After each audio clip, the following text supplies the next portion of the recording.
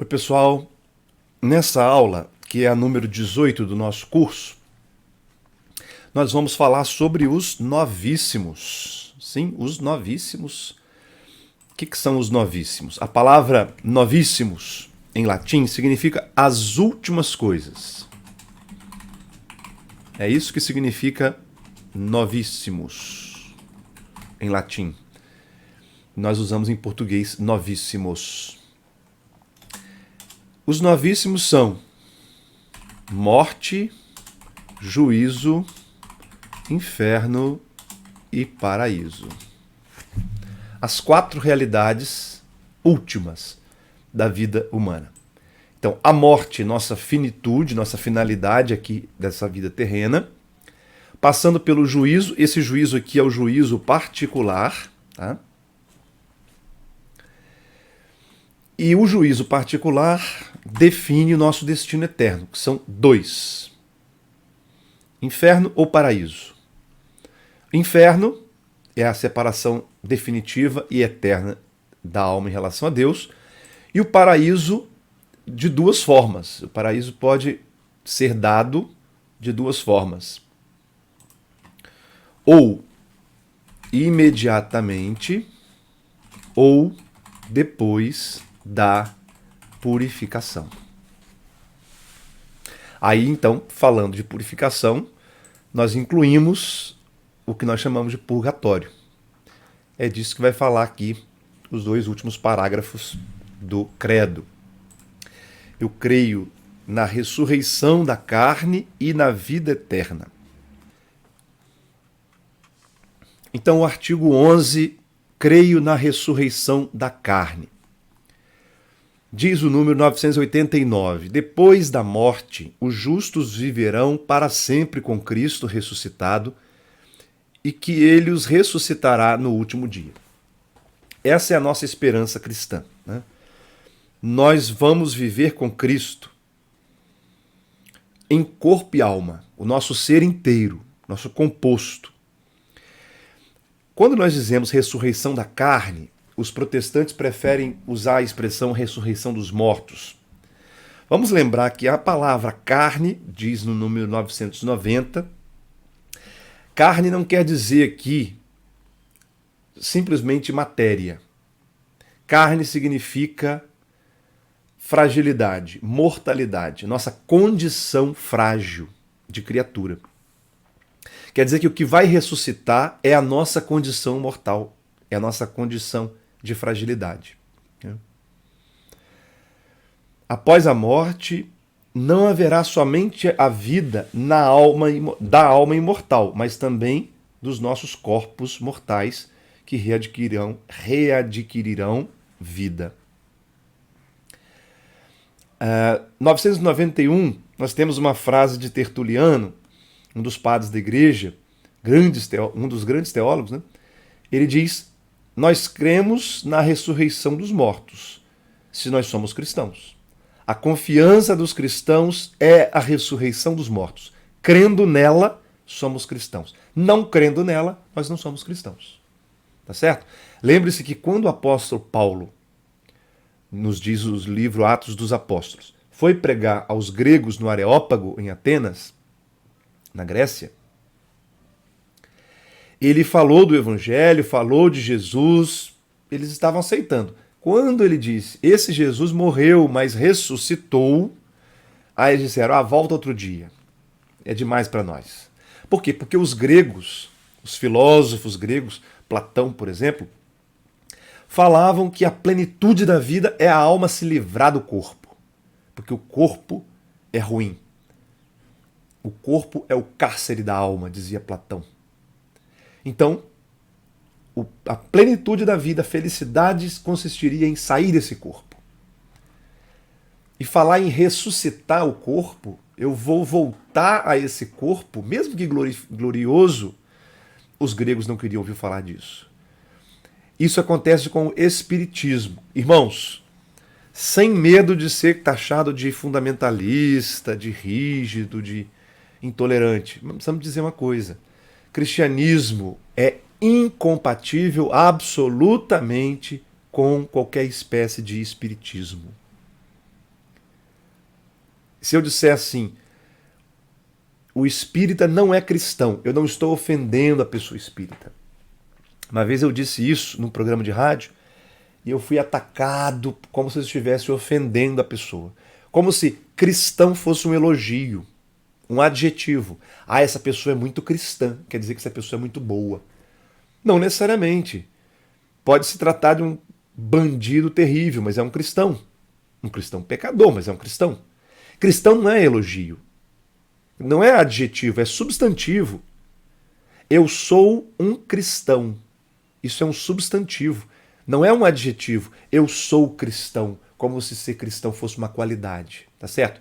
Então eu não posso dizer que os espíritas são cristãos. Porque é a mesma coisa que dizer o preto é branco. O branco é preto. Ou é preto ou é branco. Não tem como ser as duas coisas ao mesmo tempo. Não tem como ser cristão e espírita ao mesmo tempo. Porque o espírita não crê na ressurreição. Ele crê na reencarnação. Por mais que o espírita faça caridade, reze o Pai Nosso, Ave Maria, leia o Evangelho, ele não é cristão. Nós os amamos. Nós trabalhamos com eles. Nós os respeitamos. Dialogamos com eles. Mas nós não podemos chamá-los de irmãos na fé, porque eles não são. Porque o que nos distingue como cristãos é a fé na ressurreição do corpo e a negação dessa ideia de reencarnação, que é a base da fé espírita. 992. A ressurreição dos mortos foi revelada progressivamente por Deus a seu povo. Então ele vai mostrando aqui, no segundo livro dos Macabeus, primeiro livro dos Macabeus, vai mostrando como, aos poucos, foi sendo revelada a realidade da ressurreição.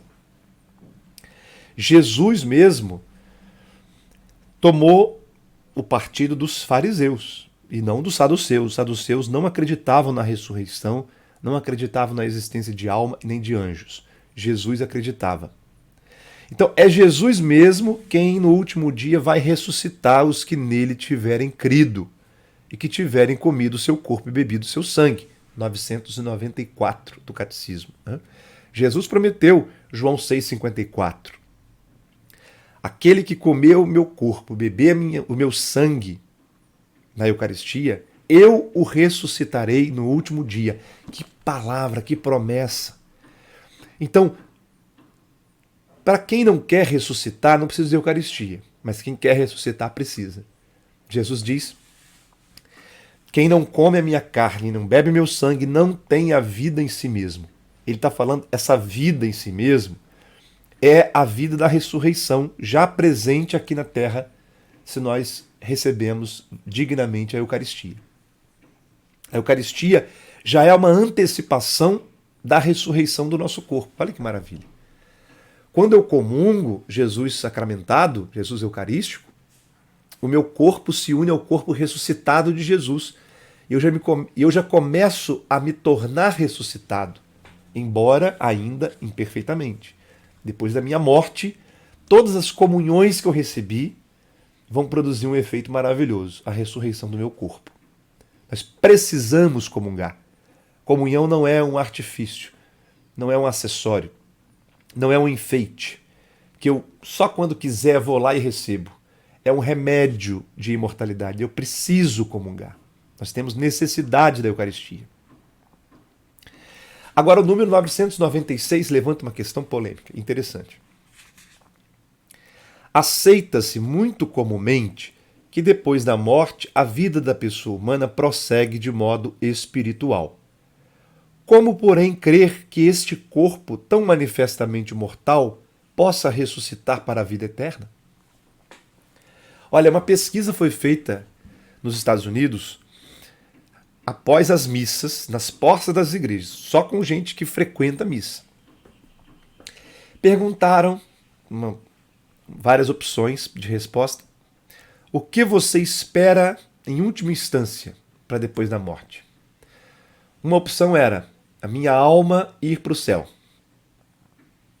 Outra resposta era eu ressuscitar no meu corpo e viver com Deus para sempre no céu.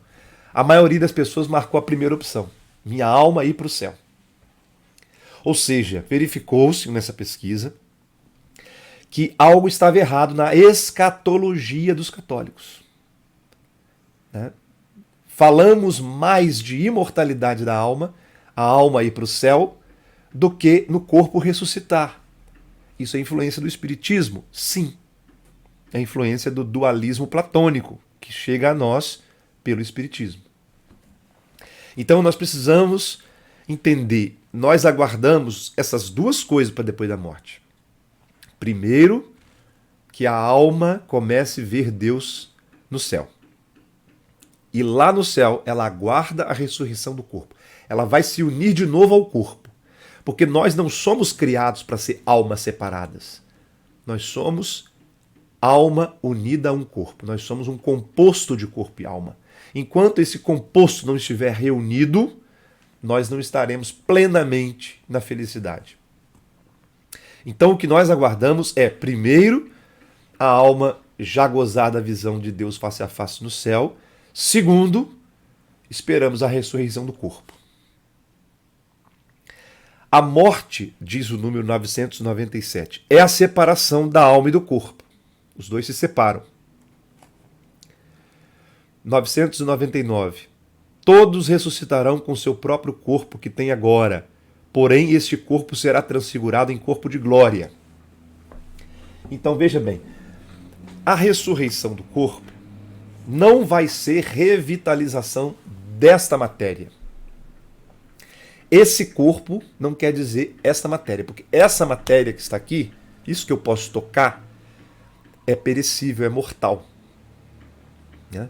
Esse meu corpo, né, vai receber um status glorioso, vai receber a vida de Deus. Eu vou estar numa outra condição, não mais sujeito a envelhecimento, a gripe, como eu estou agora, né? Não mais sujeito a dor, a sofrimento. Um corpo glorioso, um corpo glorificado, um corpo de uma outra dimensão. É esse corpo, mas não é essa matéria. Não quer dizer, portanto, que quando Jesus vier, os ossinhos dos santos vão ter que se reunir, como está lá em Ezequiel 37, né? A parábola do vale de ossos ressecados, né? Nós lemos na vigília de Pentecostes que os pedaços dos corpos vão se reunir. Não, não, não. Não é isso. Até porque hoje nós sabemos, pela física, que na natureza nada se cria e nada se perde, tudo se transforma. Ou seja, a quantidade de seres humanos que vão nascendo, morrendo, se desintegrando, nascendo outros, ao longo de tantos milênios da raça humana na Terra, o nascimento de novos seres humanos não aumenta a massa do universo. Né? A quantidade de matéria presente na Terra não muda, continua a mesma, só vai mudando. O que hoje compõe os tecidos do meu corpo, um dia vai se desintegrar, vai virar pó, e aqueles átomos vão fazer parte de árvores, de animais, de outras pessoas. Então, não quer dizer que os pedaços dos corpos vão se reunir. A ressurreição não é revitalização de cadáver, tá? É uma nova criação, de fato. Esse corpo vai ser revestido de imortalidade, diz o apóstolo Paulo. 1 Coríntios, capítulo 15, Paulo fala isso, né? Belíssimo capítulo 15, o apóstolo Paulo faz um tratado sobre a ressurreição. Então, o catecismo diz também que nós não sabemos ao certo. Isso ultrapassa o nosso entendimento. Número 1000. Olha, nós dobramos agora numa marca importante. Chegamos ao número 1000 do catecismo. Ufa! Página 303 da minha edição aqui, ó. Vamos que vamos. 1001. A ressurreição dos mortos está associada à parousia de Cristo. Parousia quer dizer, é uma palavra grega que quer dizer presença de Cristo, quer dizer a volta de Cristo, a segunda vinda de Cristo. Quando Cristo, que subiu ao céu, depois de ressuscitar, voltará para julgar os vivos e os mortos. Né? E esse será o momento da ressurreição. Mas o número 1002 e seguintes diz que nós já ressuscitamos em Cristo pelo batismo. De fato, nós cristãos batizados, nós já vivemos na esperança como ressuscitados. Espiritualmente nós já ressuscitamos pelo batismo. E aí, número 1005 em diante, ele fala de morrer em Cristo. A morte corporal é natural.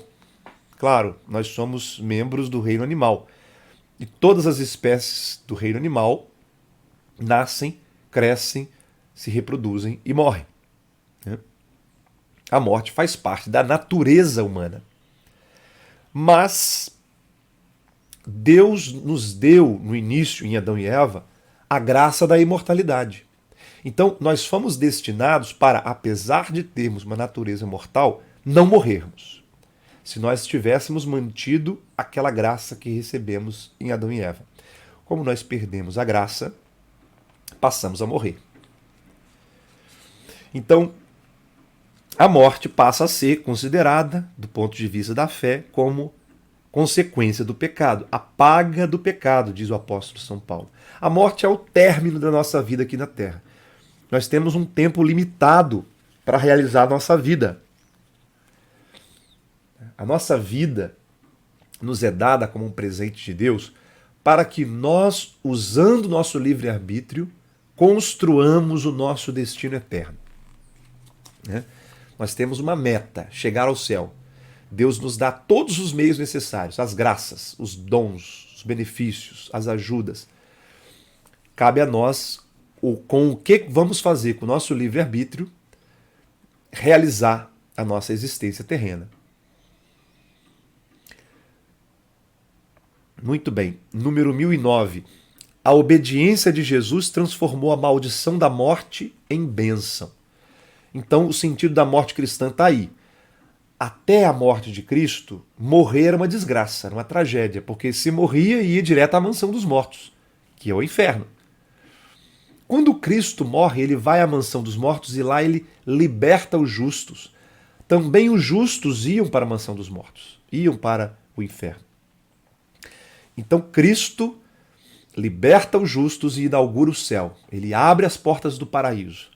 Então agora a morte deixa de ser uma tragédia, uma maldição, e passa a ser uma bênção. A morte cristã tem um sentido positivo, 1010. Se morrermos na graça de Cristo, se morrermos na graça de Cristo, então nós podemos até sentir desejo de partir desta vida para estar com Cristo, como Paulo disse em Filipenses capítulo 1, versículo 23. Para mim, viver é Cristo e morrer é lucro. 1012. Senhor, para os que creem em vós, a vida não é tirada, mas transformada. 1013. Ele traz uma coisa importante agora. A morte é o fim do tempo de graça e de misericórdia que Deus lhe oferece para realizar sua vida terrestre, segundo o projeto divino, e para decidir o seu destino último. Então nós estamos no tempo da graça. Eis o tempo de conversão, nós cantamos na Quaresma, né? Estamos no tempo da graça. Agora é o tempo do arrependimento. Depois que morre, não há mais tempo para arrependimento. Tá certo? Ninguém se arrepende depois da morte. O nosso último instante de vida é a última chance que nós temos de nos arrepender e ganhar ou perder a salvação eterna. E aí o Catecismo diz, encerrando o 1013, não existe reencarnação depois da morte. Ponto. Portanto, quem crê na reencarnação é tudo menos cristão. Pode ser maravilhoso, pode ser um santo, mas não é cristão. Não é da nossa religião. Aí o número 1014 fala, né? A igreja nos encoraja à preparação da hora de nossa morte. Os santos sempre meditam sobre a morte, já falei aqui, né? E nós sempre pedimos a Deus que Ele nos livre da morte súbita. Na oração da Ave Maria nós pedimos, agora e na hora da nossa morte, etc. Né? Devemos, quando percebemos que vamos morrer, quem tem a graça de ter tempo, né? Por exemplo, quem está num leito de morte, né? Tem a graça de pedir o sacerdote, de se confessar, de receber a unção dos enfermos, se preparando para a partida. Que bênção! Essa que é a boa morte. A morte súbita é a morte mais perigosa. Né? A morte num acidente, a morte de um ataque cardíaco. É a morte que chega sem aviso prévio. É a morte em que a pessoa não pode meditar os próprios pecados, não pode se arrepender, não dá tempo da pessoa se arrepender. Por isso, o tempo do advento nos lembra. Temos que estar preparados em vigilância todo dia, como se hoje o Senhor fosse me chamar. Né? Muito bem, número 1015, tem uma citação de Tertuliano aí interessante. A carne é o eixo da salvação, né? Falando da ressurreição da carne. Por que o eixo da salvação? Ora, porque a carne, o fato de nós sermos carne é que nos fez pecar e é pela carne que nós somos salvos, pela encarnação do Filho de Deus. E a salvação significa ressurreição da carne. Então veja, o que nós chamamos de salvação tem mais a ver com a carne do que com a alma. É isso que Tertuliano está falando. A carne é o eixo da salvação. Né? Se a salvação fosse coisa de alma, Cristo não precisaria ter se encarnado. Encarnação. Carne, eixo da salvação. E aí, creio na vida eterna, artigo 12. Aqui tem um trechinho, vale a pena a gente ler para meditar, né? O rito da unção dos enfermos traz essa essa fórmula de acalento que o sacerdote deve dizer para o moribundo, aquele que está à porta de morrer, né? Deixa este mundo, alma cristã, toma o teu lugar hoje na paz e fixa a tua morada com Deus na santa Sião, volta para junto do teu Criador, que possas ver teu Redentor face a face, etc. Então, portanto, se você estiver algum dia em coma e ouvir um padre dizendo essas palavras, prepare-se, pode estar chegando a sua hora. Né? É o que a igreja só diz quando realmente o médico diz, ele está indo, ele está partindo. Deve-se dizer essa fórmula aí. Aí então vem os novíssimos que nós falávamos, 1021. Depois da morte, que já falamos, o juízo particular, depois o céu, depois a purificação, depois o inferno. Aí nós terminamos no número 1037. O juízo final fica para a aula que vem. Então, juízo particular. A retribuição imediatamente após a morte de cada um em função de suas obras e de sua fé. Então, logo após a morte, nós já começamos a receber a retribuição, quer de bem, quer de mal, né? Pelo que nós fizemos. A retribuição eterna começa no momento da morte, num juízo particular. Esse juízo particular significa a minha vida está diante de Cristo, da verdade de Cristo. A verdade da minha vida se confronta com a verdade de Cristo, do Evangelho. Isso é o juízo particular. Né? Eu já vou saber, na hora que eu morrer, eu já vou saber se o meu destino eterno é salvação ou condenação. E já vou saber se for salvação, se vai ser salvação imediatamente, indo para o céu, ou se primeiro passando pelo purgatório. O céu é para os que morreram na graça de Deus, totalmente purificados. Totalmente purificados. Né? Aqui tem um texto de São Gregório, de Bento XII, na Constituição Benedictus Deus, que estabelece a nossa fé no purgatório. Né? As almas de todos os santos mortos antes da paixão de Cristo, de todos os outros fiéis mortos depois de receberem o santo batismo de Cristo, nos quais não houve nada a purificar quando morreram, ou ainda, se houve ou há algo a purificar, quando depois de sua morte tiverem acabado de purificá-lo, antes mesmo da ressurreição em seus corpos e do juízo geral, estiveram, estão e estarão no céu. Viram e veem a essência divina com uma visão intuitiva e até face a face. Então é isso que é o céu, né? Ver Deus face a face. O céu, diz o número 1024, é a realização das aspirações mais profundas do homem. É a felicidade suprema e definitiva. Porque vida é, de fato, estar com Cristo. Por isso é que nós dizemos que quando pecamos, nós pecamos gravemente, nós estamos em pecado mortal. Né? Deixe-me ler aqui um trechinho da Suma Teológica. É a parte 3 da Suma Teológica, a questão 79. Santo Tomás diz o seguinte: todo aquele que tem consciência de estar em pecado mortal não vive espiritualmente e não deve tomar aquele alimento destinado às pessoas vivas, nem pode unir-se a Cristo pela Eucaristia enquanto estiver na disposição de pecar mortalmente. Se o coração está apegado ao pecado, a recepção da Eucaristia antes aumenta a culpa do que a purifica. Então, quando eu estou em pecado mortal, eu não estou vivo espiritualmente. Eu comecei a morrer espiritualmente. Né? Então, por isso é que vida de fato é estar com Cristo.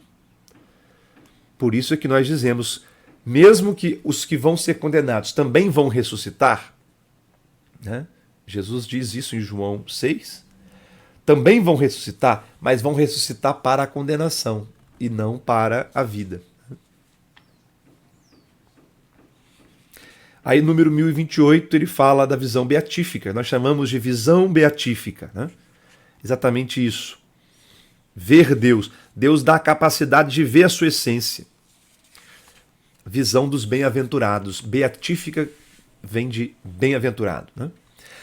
1030, purgatório, purificação final. Os que morrem na graça e na amizade de Deus, mas não estão totalmente purificados, embora tenham garantida sua salvação eterna, passam, após sua morte, por uma purificação, a fim de obter a santidade necessária para entrar na alegria do céu. Número 1030 responde todas as dúvidas. Né? Portanto, quem está no purgatório não corre o risco de ir para o inferno. Nós não rezamos para que Deus salve aquelas pessoas. Elas já estão salvas. Só que elas estão salvas em esperança, ainda não concretamente. Elas estão ainda se purificando, mas a salvação para elas já está garantida. Né? Como eu disse, não há perdão, não há arrependimento, conversão depois da morte. O momento em que nós morremos define o nosso destino eterno. Muito bem. No que concerne a faltas leves, deve-se crer que existe ainda um fogo purificador. Então, do pecado mortal não tem mais perdão, mas do pecado venial, então se alguém morreu em estado de graça, mas morreu com pecados veniais, né? Aí nós temos a purificação final, o purgatório.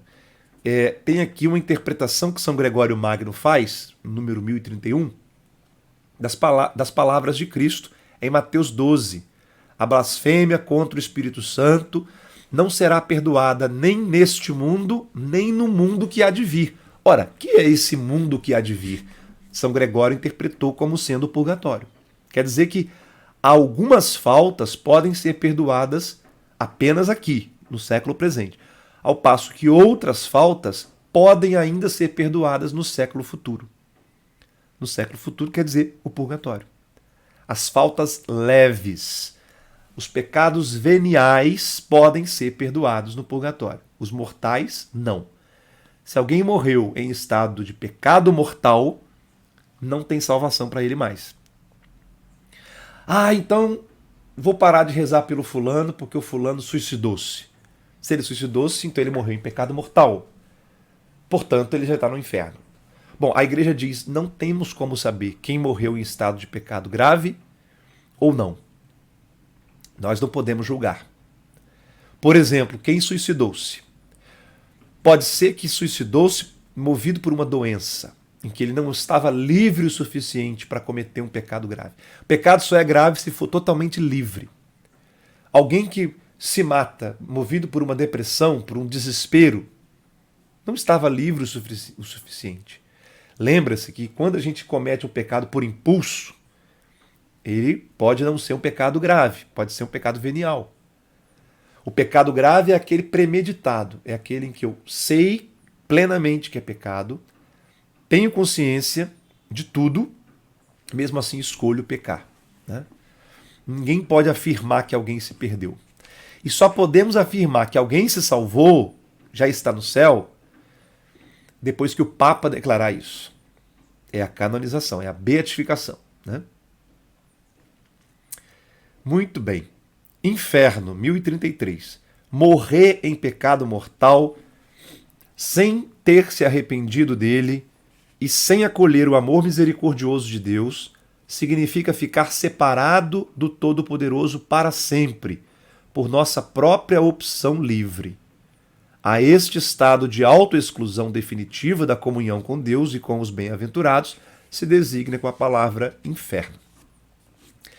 1035. As almas dos que morrem em pecado mortal descem imediatamente para os infernos. Separação eterna de Deus. Deus não predestina ninguém para o inferno. 1037. Para o inferno é preciso uma aversão voluntária a Deus, quer dizer, um pecado mortal, e a persistência nele até o fim, sem tempo de se arrepender. Então, meus irmãos, nós terminamos aqui no número 1037 a parte do catecismo que fala dos novíssimos. Morte, juízo, inferno e paraíso. Se você tem dúvidas sobre isso que foi falado aqui, sobre essa nossa aula, escreva para mim um e-mail, eu vou te responder. Se você ainda não se inscreveu nesse canal, inscreva-se, você me ajuda assim a evangelizar mais e mais. Até a próxima terça-feira, se Deus quiser.